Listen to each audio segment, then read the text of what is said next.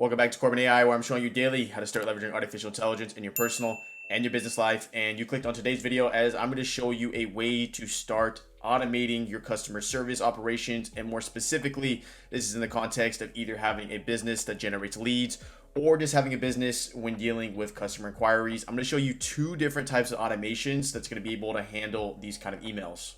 Now, the specific flow I'm going to be showing you today actually comes from our marketplace here called Web Cafe AI software. Essentially, from here, you can grab a bunch of pre-built solutions, but we're going to actually be building out this one live, and the value associated with this is either $97 for an individual business or $200 for a commercial business. So if you find value in today's video, make sure to like, because I'm going to give it completely free here, and you're going to learn how to essentially set up an automation that's going to save you a bunch of time when it comes to handling customer service or lead generation in your business. So without further ado, let's go ahead and jump into today's video.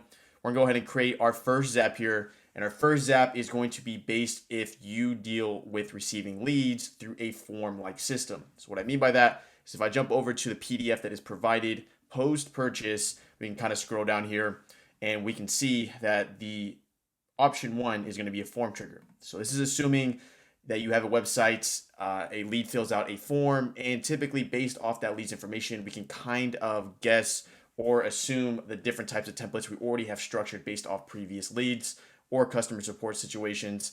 Furthermore, just so you can understand what option two is, I'm gonna scroll down here real quick.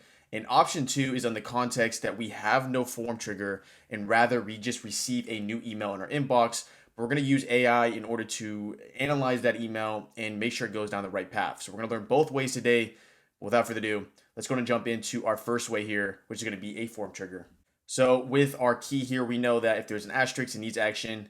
If there are square brackets, it needs input. And then this is just a comment coming from us here. So let's go and start off here. So as you see here, the first block we're going to set up here is going to be a form trigger. This could be anything. This could be Shopify, Google Forms, whatever it may be. For us, we use Webflow. So I'm going to put Webflow here.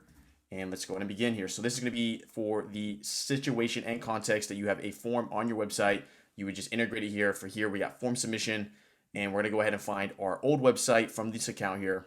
Once you find your website here, we're going to go ahead and choose our specific form, which we named it email form here. I'm going to hit continue here. I'm going to test this trigger. All right, I'm going to go ahead and actually, because I got some real data there, I'm going to go ahead and just change the data so, for privacy reasons of this business that leaded to us. So I'm going to go ahead and real quickly change the data. I'll also show you how to change data for form input. Let me go do that real quick. Okay, so as you see here, I went ahead and updated the information. All I did was click this little pencil here. So I took out the real data and put in some pseudo data so I can use it in today's tutorial. From here though, we're going to go ahead and say continue with selected record. We're going to go ahead and come back over the PDF. This is what's so great about the PDF here is we're able to really understand the entire build out for this automation. So as you see here, this gives us an overarching view of what's next. And if you're familiar with Zapier, the way it works is that, block one's 1, block two's 2, 3, 4, 5, 6, and then 7, 8, 9, depending on your weight. So it's telling me for a form trigger, we're going to go ahead and jump to a paths block. So let's go to come back over here and do a paths block here. And let's set up this real quick. So paths by Zapier is a way for us to conditionally go down different paths depending on variables from previous paths or data from previous paths. So for path A, we can go ahead and set it up here. And we're going to go ahead and say for the specific input of this data field. So this data field was an input on our form that says, are you a business owner, entrepreneur, or AI automation agency? And then depending on those three different selections, we would have preset templates for either one. So for your specific context, understand the type of templates that you already have in your business that you already use on a day-to-day basis and try to itemize it by lead. So for example, let's say you're running a real estate firm and you work in multiple states, and then one of the options is Florida, one of the options is Texas. And depending on the state that's put into that form, you typically have a different template that's sent as a first lead email. In that context, you would choose Florida or Texas. So basically for the form trigger in this automation, have some type of differentiating variable input on that form that allows you to identify what type of template would typically be associated with that lead. So for us, as we know here, it's a business owner. So we're going to say does contain or exactly matches. We can actually see the exact terminology used on these PDFs. So as you see here, I'm saying exactly matches. Okay, we'll go for exactly matches. And we're going to say business owner. So from here, it will hit continue here and it should give me a green light. There we go. And then for path B, in theory, we would do the same logic here. So if the individual would put in AI automation agency, we would put AI automation agency, and then therefore I hit continue here, and it's going to give me yellow because it was a business owner, not an AI automation agency. Therefore, we are not going to go down that path. So that's how you add conditional logic for other ways of going down different paths for preset templates. So paths used to be, I'm going to go ahead and change this real quick here to auto template. Paths used to be I limit to 5, but I believe now you can do more than 5. So let's go ahead and just test that real quick. 1, 3, 4, 5. Okay, so you can do more than 5 now. So that's good to know. So however many templates you have, you can go ahead and proceed from there. Now, you might be asking yourself, okay, maybe I don't have that static of a way to associate templates. So that's going to come into the second part of this automation I'm going to show you, where we're going to use AI to analyze it. You kind of use the logic there and bring it back over here if deemed necessary. But for now we know how to identify which specific template we're going to give on the pre-contextual context of the form input. We can go to proceed from here. So I'm going to show you 2 major things here. As you see, we have some options here. So I'm going to go ahead and scroll down again. And it says for path 3, which is going to be, exactly matches for this context business owner, we're going to go ahead and add a delay block. So delay blocks are nice in the context of doing automations when you're dealing with human-to-human interaction, as it feels less, automatic and less personal. And the reason we would add a delay block in this context is that when an individual submits a form, do we want to instantly send them an email? I mean, if you do, go ahead and just don't add a delay block. But in most cases, you'd probably want to add at least a 30-minute delay before sending up a follow-up email in the context that someone submits a form on your site. Or you can set up a 6-hour delay, get a little bit more complex, add some AI, make it feel like it's a real human when it's not. I mean, there's ways to go about this, but for now, we'll just add a 30-minute delay. And as you see, we can keep scrolling down. It says we can also add optionally a file. So this is really helpful. So imagine we have templates, but typically with these templates, we provide some type of lead PDF or some type of contextual PDF. What we can do here is we can go ahead and use Google Drive. So in your Google Drive, you already have this set up from a different tutorial. So I'm gonna use this random PDF, but go ahead and use your real PDF. You're gonna want ahead and make a folder that's dedicated to having this lead PDF. On top of that, if you're having issues where it's something about private or not being able to share it, it's always good rule of thumb for especially documents that are lead PDFs where you don't really care if someone has access to it, to make it so anyone with the link can be a viewer. This therefore makes it so that we can access it in the context that for something, for some reason it wasn't accessed in the animation. So from here though, we have just an example PDF from another tutorial where we showed you how to use the entire ecosystem of Zapier to build out personalized automations depending on a email as a data point. But from here, we got our example PDF. So we can go and jump back over here and we're just gonna go ahead and do find file. Or here we go, find file. And if you ever get lost when buying one of our software pieces, you can come back over here. And as you see here, it will tell you exactly what to do. And we are seeing an action where you can optionally attach a file to template. So we're going to do find file, continue. We're going to choose our courses account here. And then we are going to find our specific file. So since we already know what logic we're down right now, because we're in the logic of we're dealing with a business owner, we would already know the type of file and the file name that we're dealing with, because every business owner typically gets the same type of lead PDF. If it's different, then you would obviously have the different lead PDF for this specific AI automation agency, stuff like this. So what I can do here is I can come back over here and I know it's called example file PDF. So I'm going to Command C here and come back over here. I'm going to do file name. And to ensure that we're doing the very specific file, I'm going to make sure I grab it from the right folder. So make sure to choose the right folder here. For us, it was data response. And then we hit continue here, test this step, and then we should find that PDF. There we go. We found a PDF. I can put .pdf here. Perfect. So now we can go ahead and do our final step here in this logic, which would be sending the template. So we go ahead and add a Gmail block here and scroll down. So as you see here, we got send template, and then we got the other part here. So what we'll do here is we'll come back over to Gmail, and this could work in Outlook as well, depending on whatever your software is. I do want to point out, in order to access Gmail's API in this context, you will need a workplace account. I believe it's called Workplace. It costs around $7 a month on the low tier. So I'm going to go ahead and do send email here. I'm going to choose our courses account. Okay, perfect. So we're going to go ahead and input some data here that we found in previously to this tutorial. So I'm going to go ahead and jump back over to the email form. Okay, so we know it's the example email, But just so we can see it, I'm going to go ahead and put in my courses, but you would put the data from the form email. I'm just going to put it on our courses account here so you can visually see what is incurring here. So I'm going to do 2 here, and then we can come down here. We can choose a very specific subject line. So I come back over here. You would choose a subject line that's fixed for the specific lead context. So, since we know it's a business lead, we say business, obviously you'd make it specific to you, but business lead, email, subject.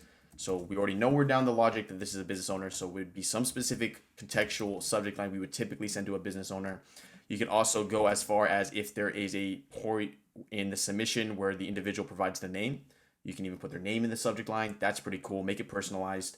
And then we got a body here. So what I suggest you to do is learn a little bit about setting up HTML. And as you see here, we kind of give you some structured HTML examples. So I'm going to go ahead and just copy this for now. And I'm going to copy this. HTML is great because it makes it look more professional. So we can go and do that. Thank you for reaching out via form. And, we'll just put the name here as well so you can kind of see what the variable looks like. There we go. Perfect. And then we're going to have to change this body type to HTML so it knows to read it like that. And then we can come down here and we can go ahead and add a signature. That's pretty cool. So this is, add a footer, your typical signature that you have in your business. And we can come over here to attachments. And we're going to go ahead and choose our find file, and we're going to do file exists but not shown. I'm going to hit continue here, and then let's go ahead and see just as an example of what this would look like. So I'm going to test example, and then we should receive an email to ourselves. There you go. So when an individual would fill out that form in this context, we would know they're a business. We would give them a 30-minute delay. We would send a niche specific subject line because we already know they're a business, so we would know the type of subject line we'd want in our context. We can even add the lead's name. I'm going to hit open up here. And then we get a ton of formatted text for our underlying individual. So it looks professional. It isn't just like 3 sentences. And then on top of that, we were able to attach a PDF, which could be a lead PDF in your context or some type of additional business information. And then furthermore, we could have added a footer here. And what I mean by footer is if or I guess I don't have it on this account, but a footer would be a signature of, your photo of yourself, some additional information, an address, stuff of this nature. So we have successfully completed the first automation of this tutorial. Make sure to leave a like if you feel like you learned something so far. Let's go ahead and dive into the more complex automation that you can kind of use in this automation as well. But this is under the pretense that you receive leads, not through a traditional sense of a form submission, but just through in your inbox. So I'm going to go ahead and go back here. And a lot of the post logic when it comes to sending the email is similar, but it's just the initial step that's very pertinent on setting it up. So I'm going to go ahead and create a new Zapier. We're gonna go ahead and say email in GPT, and what's great is from that PDF we can kind of scroll down here and we can see our new form trigger. So no form trigger, we're gonna use this kind of logic here. So I'm gonna go ahead and scroll down again, and as you see here, it will provide the entire logic of what it would look like. So this is the beginning part, this is the latter part, and we can go to begin here. So it says the first trigger here is going to be a new email inbox, and we can kind of proceed from there. So I'm going to come back over here and we're going to hit Gmail. And with Gmail, we're just going to do new email in inbox as we had there. Do new email, continue, choose your account. So we're going to do our courses account again, and we will do inbox, continue, and then we'll go ahead and test this trigger. Okay, so I'm going to go ahead and make sure I upload some test data here so we can kind of see the logic of how it works. I'm going to do a test data of a real estate company. We can kind of walk through the logic that way. So I'm going to create an email, just send it to myself so we can kind of see it that way. Plus, this is what you're going to want to do for your own business. Or if you already have, a data point that is real to what you want to do this automation for, then use that data point. But I'm going to create a fake data point right now. Okay, so I'm going to go ahead and send this fake data point to myself right now. Basically, the flow is going to be for the specific context of a real estate company, interested in property. Hello, I'm interested in Bergman House E17. Hit send that to myself. Perfect. Now we have it here. We can go ahead and mess with this data. So I'm going to test trigger here. It should show up as a piece of data here. There we go. I'm going to hit continuous selected record, and then let's go ahead and continuous logic. So coming over here, let's go ahead and make sure we start at the beginning here. New email and inbox. We're going to go ahead and add a GBT block here. And the purpose of this GBT block is for us to create a filter. And the purpose of this filter is that when every email comes into our inbox, we don't want to trigger this flow if, for example, the email coming in is just, either maybe something about, your email marketing, maybe it's from an internal team member. But on top of that, just as extra reference here, if you want to fine tune this process a little bit more where it's not completely automatic, but automatic enough, a way you can do it is instead of doing new email, you would do new labeled email. So in that context, you would see the email, you would know it's the exact type of email that would receive this template, and you would just add a label to it. I believe it's a label, or is it a tag? Okay, it's a label, yeah. So you'd add a label to it, and then it would proceed that way. But this way is more automatic, so we can go ahead and proceed like this. So we're gonna do ChatGPT here, we're gonna do conversation. You continue here, and then let's go ahead and add some data here. And what's great about this is I can go ahead and just copy this and bring this over here, make this fast. And the way and the purpose of this specific block here is for us to interpret the data coming in. So we're gonna do email body like it's shown here. Then as you see from this, we have body plain. Okay, so we want the body plain variable point. Come over here, do body plain. If you want to look for data fast, we just do body plain. There we go.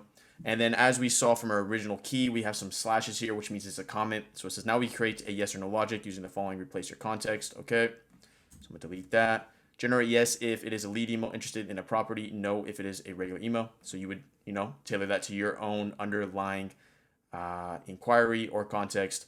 And then as you see here, we also have example lead emails will consist of words like someone wants to find out more. So what's typically found in your emails that you receive in the context of customer service or lead email, this is where you provide this context.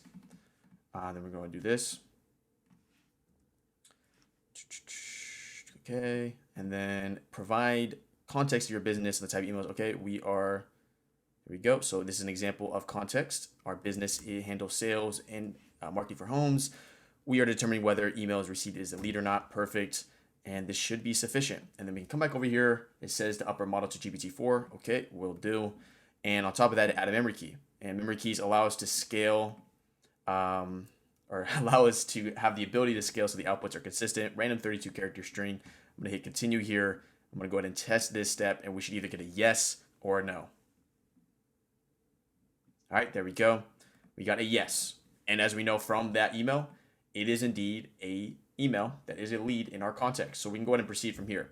From here, we're gonna go ahead and add a filter. This filter is gonna allow us to basically exit early out of this automation if the output is not yes. So we're gonna go ahead and come down here. We're gonna do reply. We're gonna say exactly matches yes. Therefore, if the reply in theory was a no, we would exit out of this automation early and we wouldn't have a template sent to some random email that isn't associated with the specific context we're building this out for.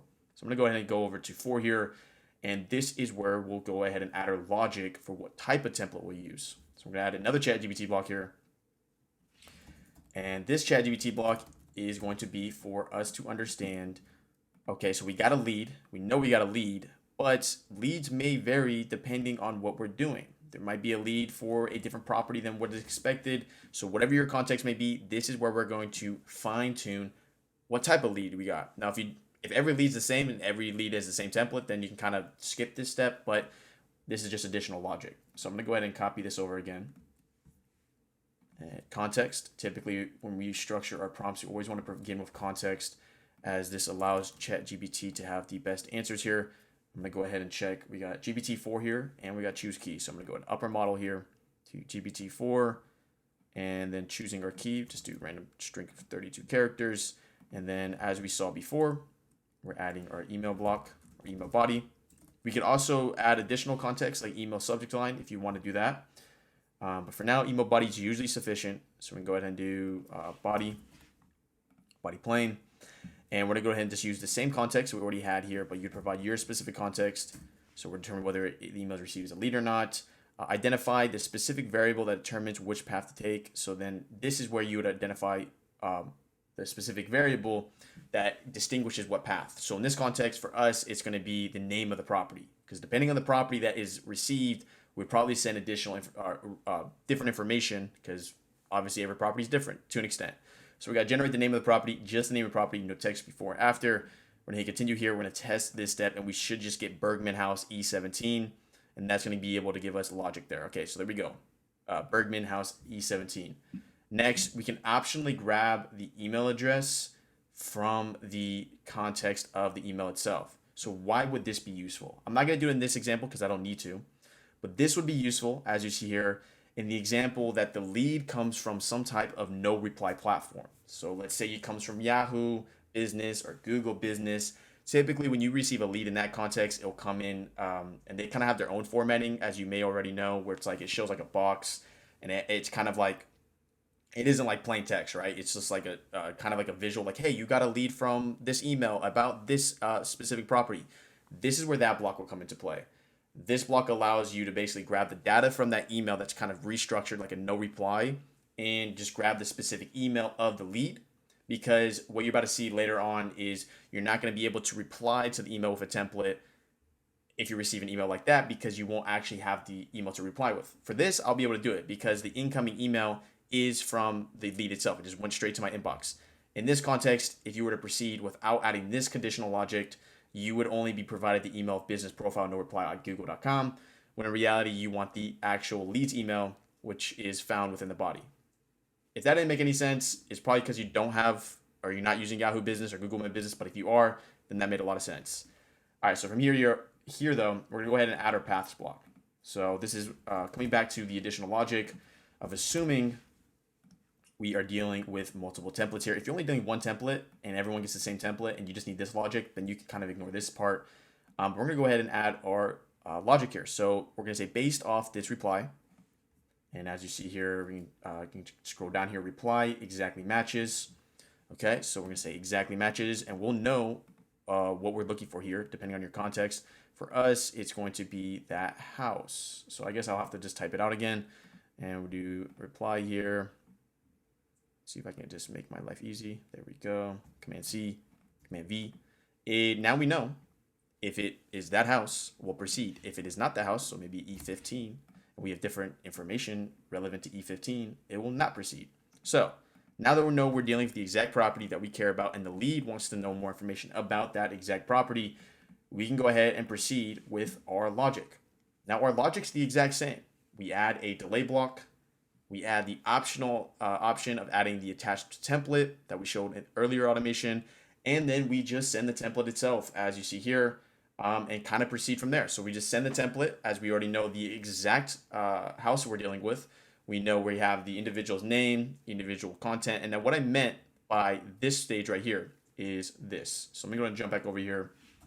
We'll skip to the Gmail block real quick. So I'm going to go ahead and say send email.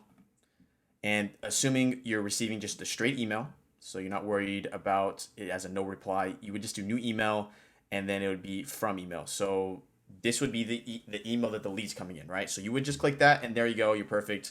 No issue there. So actually, maybe not the from email. It's kind of confusing because I used the same email, so I sent it to myself. So is it sender email? Okay, no, it is from email. So yeah, you would use from email, and that's where the lead is coming from. No issues there. In the context that it's a no reply, like I said earlier, you're going to have to do some logic there where you're just grabbing the email of the specific lead from that body body HTML of the email itself, as the only email that would be relevant and provided from here, if you were to just choose it from here, would be the no reply. But that covers it. Now you know how to completely set up an automation when it comes to lead or customer service in the context of having a form trigger, or in the context of just receiving an email and needing ChatGPT to analyze the underlying data and associate that with different paths depending on the output you are looking for. So if you felt like you learned something today, make sure to leave a like. It helps me here at Corbin AI. If this is the first video you're watching from me and you thought it was cool and you wanted to learn more, make sure to check out the playlist at the end here. I'm gonna actually link the one called AI Tools for Modern Business. You can learn a ton of stuff when it comes to AI and streamlining operations. If you want to learn more about this marketplace and you're like, okay, this is pretty cool, and I actually want to look at other stuff, you can go to check out webcafesoftware.com. There's a bunch of different pre-built automations. One that is super cool here is this email funnel. It is exactly what it says. So basically the context there is you'll send out 300 emails, and then if 100 reply, it will automatically personalize each email to those 300 that replied and send each one down a specific email funnel to the end conversion event of whatever your conversion event is. So in this context, maybe the conversion event is a scheduled call. So that's pretty cool. But without further ado, I'll see you in the next video. Thanks for tuning in. And yes, surprise, I'm an AI avatar. Make sure to explore more here at Corbin AI. where we demystify AI for your personal and business life. Until next time.